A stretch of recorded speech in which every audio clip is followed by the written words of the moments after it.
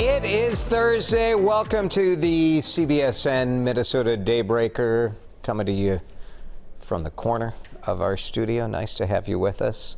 I'm sorry. I'm just sorry about the weather. I apologize. I feel bad about it. It's bad. It's just bad. It's been bad for a week. You know, here in the mornings, what we try to do is make you feel good about your day. You're about to go embrace it. It's coming at you. I'm done lying to you. Today's going to be trash. Mike Augustinek is here. You like to give it to people straight. Yeah, this sucks. It's awful, right? Like, it's cold way too early. Mm-hmm. We're, what, 20? 20 degrees below average today.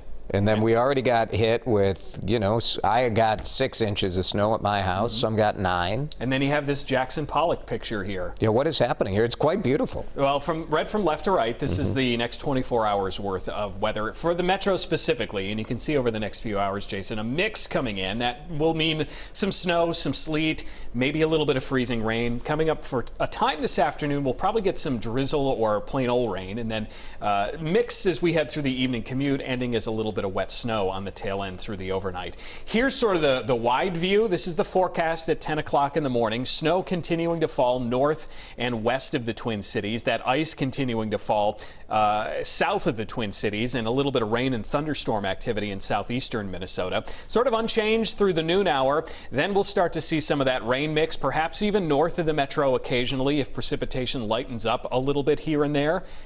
The evening commute then, almost anything could be falling here in the Twin Cities. And then at the later part of the evening into the overnight, enough cool air could catch the departing moisture to give us a little bit of wet snow. I'm a little concerned that in patches across southern Minnesota, we could have up to a tenth, maybe a little more than a tenth of an inch of glaze ice, freezing rain, particularly this morning, because we have seen thunder freezing rain and thunder sleet. And that means that a few communities could get, I guess, the equivalent of a downpour, but of freezing rain this morning. We've also seen snow totals like up around Little Falls pushing 5 to 6 inches. So I've added a little area of up to potentially 6 inches or 8 inches of snow just to the northwest of St. Cloud. The farther south and east you go, the lesser the snowfall amounts. But there is some uncertainty here in the metro if we see any snow at all. It all depends on exactly how temperatures are in the entire lower 5,000 feet of the atmosphere. So it's not just at the ground, it's all the way up to where the snowflakes are forming. We'll keep a close eye on this for you through the day today. Okay, and we'll have updates on CBSN Minnesota. Thanks, Mike. Let's talk about this. Which do you think is a bigger train wreck, the presidential campaign or the weather this last week? It is debate night for the final time. They're putting up a plexiglass barrier, look at that, in between President Trump and former President Joe Biden. Does anybody think that stops the coronavirus? I mean, I'm not a scientist, but that just seems laughable to me. But, you know, it sends a visual message, I suppose. Nashville is the site of the final debate. They will be muting the other candidate during the 2-minute kind of opening conversation time where you get to talk about an issue. We'll see if President Trump decides to mute himself. Muting a microphone doesn't mean silence, although I think it'll sound really weird if someone's trying to interrupt off mic, right? We do know the majority of voters have already made up their mind. In Minnesota, frankly, in some of our counties, we've already seen 30% of people casted their ballot already. So is there anything tonight that would make you change your mind? What would make you change your mind about who you're voting for? Maybe what it would really change your mind is whether you're going to vote for your candidate or whether you're not going to vote at all. I don't imagine too many people are vacillating between Donald Trump or Joe Biden, but maybe you are. Share your thoughts on the WCCO TV Facebook page. We'll share some in a moment. State health leaders getting more concerned about our neighbors over in Wisconsin who have one of the highest COVID-19 infection rates in the country right now. Madison and Dane County is really the epicenter of a lot of the problems. Public health officials say they have so many positive cases there. They've just said we need the public to do their own contact tracing. Wisconsin's health department says they're pleading with people to scrap Thanksgiving plans and only have holiday dinner with those who live in their own home. Tell you what, all of this is making me think about what I'm going to do for Thanksgiving as well. Minnesota hit a daily COVID death record for the second time. On Wednesday, there were 35 COVID-19 deaths. These were all people 65 years and older. It did match a daily death toll set back in May when our state was under a stay-at-home order, health department says. In their view, things are getting worse because they think too many people have COVID fatigue, saying that, they've been hearing about this virus since March, and they're over it. But the virus does not care if you are over it or not. Change from the CDC. This could really, the reality is the people who are at risk of catching COVID-19 today were the same risk as the same people yesterday. But there's new information that has the agency changing what it considers that close contact. So since the pandemic began, if a friend of yours tested positive, you would be considered at risk if you had spent more than if you were within 6 feet of them for 15 minutes straight. Well, the CDC has seen some cases where that was not the reality.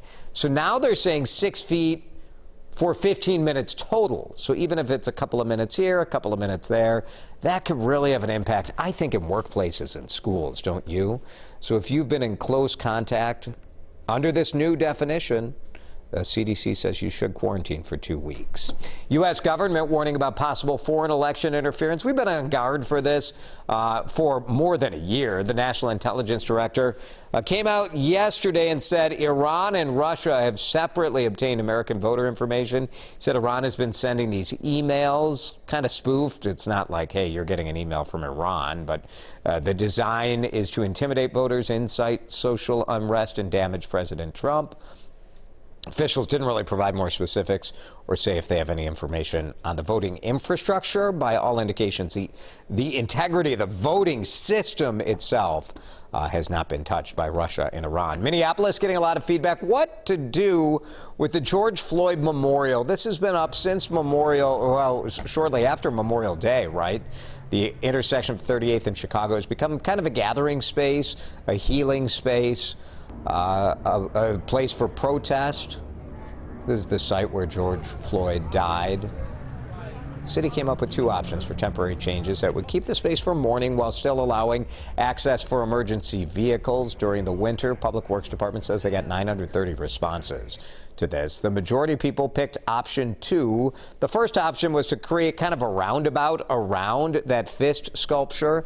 The second option is this, moving the fist sculpture in front of Cup Foods in that corner and then still keeping traffic open and parking available for the businesses over there. The city still has to make a final decision. Let's talk about Halloween. A lot of people kind of hesitant about whether or not to allow trick-or-treating. Does anyone want to go to people's doors? What's the right thing to do here? Some companies are saying, all right, well, what if you just drive up to us? We'll give you some candy. Lowe's starting it today. Only 1 hour, 6 to 7 p.m. You can do curbside trick-or-treating tonight and next week, Thursday. Outside of any Lowe's store, they're asking you to reserve a time, so you'll get a small pumpkin. They'll throw some candy in your car. If it were really like a Lowe's Halloween, wouldn't it be better if they gave you like a small quart of paint and like some fertilizer and an LED light? I don't know. How about some PVC piping? A couple of 2x4s. It's free, 6 to 7 tonight. Check it out. Target's doing some stuff as well. Many Targets are setting up a parking lot party. This is pretty fun, actually. Man, they got Target. I know you guys are right across the street. I'm not just kissing your butt, but that is some creative people and a pretty smart idea. They're calling it Boo Avenue. They'll have like spooky activities, treats, costumes, kind of a drive-through scenario. Open Halloween Day from 10 in the morning till 1 p.m., so 3 hours. Check their website to see which stores are participating. We love this story. This British guy who's gaining some internet fame for his, he says it's bad art. I don't know. I don't think it's that bad. Started a couple weeks ago. His son asked him to write a thank you card. He drew the family dog on it. He felt like this was a bad drawing. He said, I know it's who wants to buy this for $390? And people thought it was funny, and they're like, I'll give you $390. And he said, well, why don't you send me a picture of your pet, and I'll charge you, but all the money goes to a charity helping the homeless. He's done 200 of these. These are not bad, are they? They're just not like the cliche, like it looks like who's that guy, the painter of light? Remember that artist where he had like those stores, art stores in all the shopping malls? I don't know, I forget his name. Somebody on Facebook will remember, but he's raised $15,000 with these supposedly bad paintings. Pretty cool. All right, let's get back to today's talker. We are talking about whether anything could change your mind based on the debate tonight. No one's in here to tell me what people are saying on the internet. Our producer, Kristen, where's Eric? Eric's working tonight. Eric's working tonight because the debate. Let's see what we got here. Let's see. Mike Augustinak's going to go take a look on Facebook. JR and Nikki Rodriguez says, I assume this is referencing the forecast, says it's trash, put it in a landfill. Yeah. Well, it could be referencing the debate. I don't know. Let's Possible. see. We have, let's see. We have a lot of negativity, but, you know, that's nothing new on the internet. Sure. This is a very low-budget show, guys. Like, we're doing our best here. There's like many comments about different things on here. That's all right. This has been the sort debate. of a Mike says the debate random. will not change his mind for who he's voting for. Expect Trump to start yelling when they turn his mic off. Certainly possible.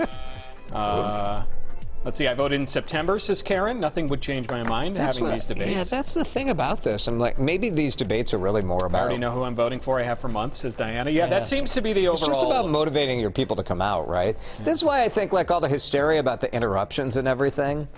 Really, like it's just like it doesn't matter. Like, who's mad about interruptions? People who hate Trump. Well, I mean, it gave me a headache, I will say. It was annoying. I didn't enjoy watching it. Does it matter? Probably not. No. Nobody cares if I have a headache. I guarantee you that.